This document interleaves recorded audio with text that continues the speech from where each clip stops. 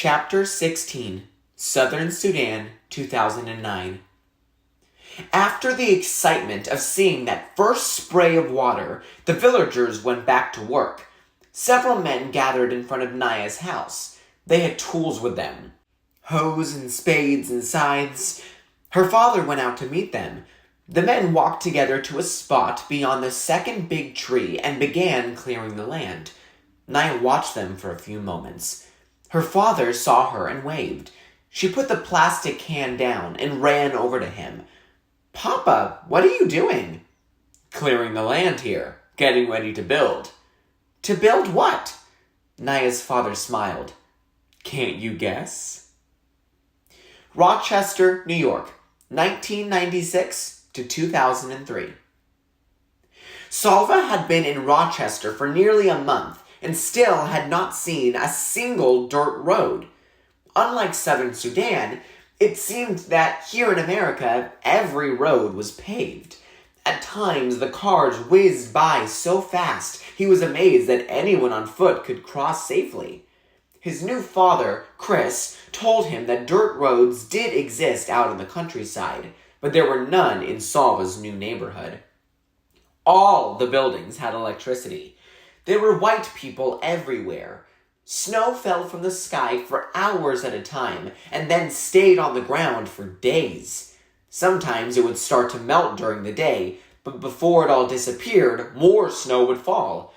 Salva's new mother, Louise, told him it would probably be April, 3 more months before the snow went away completely.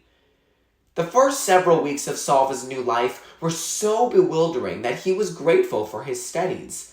His lessons, especially English, gave him something to concentrate on, a way to block out the confusion for an hour or two at a time.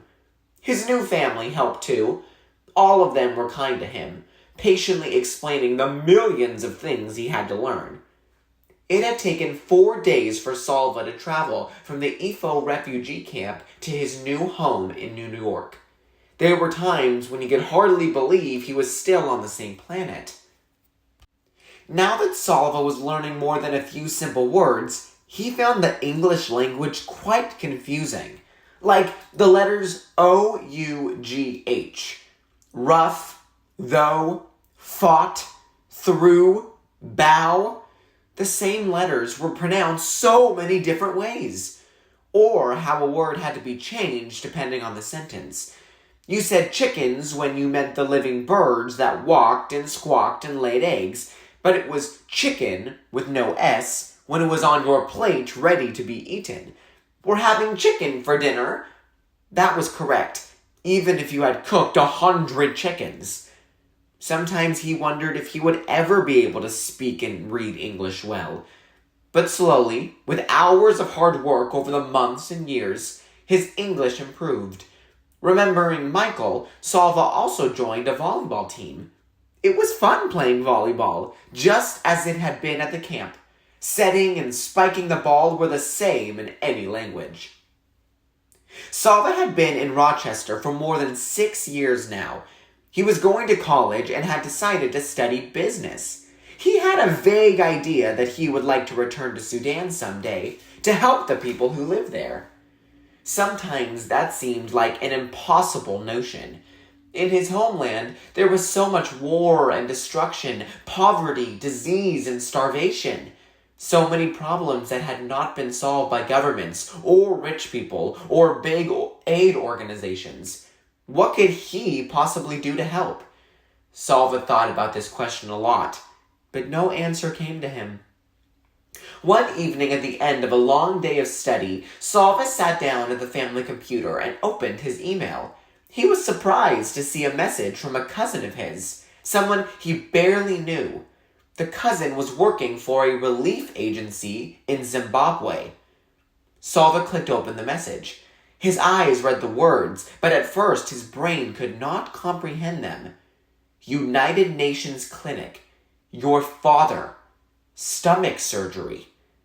Salva read the words again and again. Then he jumped to his feet and ran through the house to find Chris and Louise. "My father!" he shouted. "They have found my father!" After several exchanges of emails, Salva learned that the cousin had not actually seen or spoken to his father. The clinic where his father was recovering was in a remote part of southern Sudan.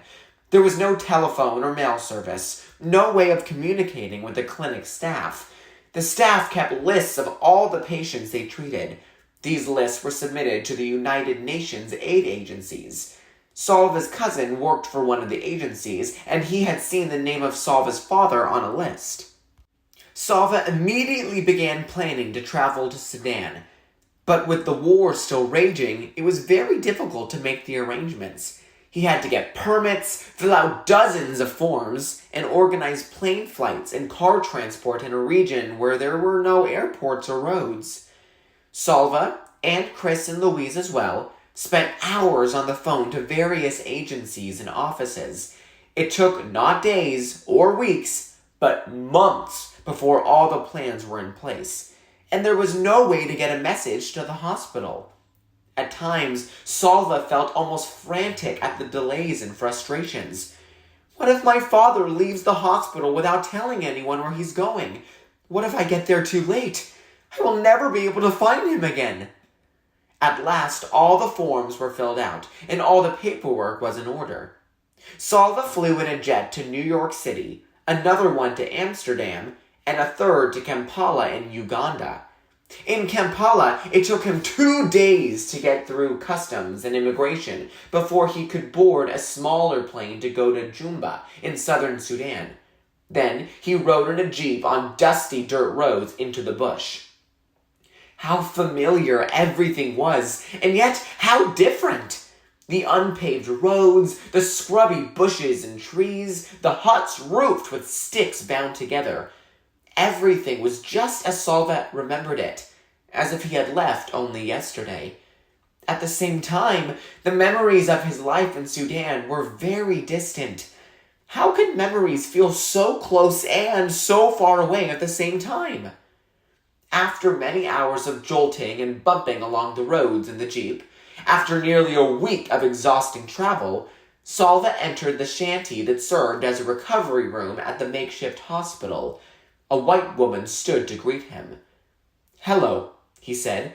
"I am looking for a patient named Mawien Dut Adik."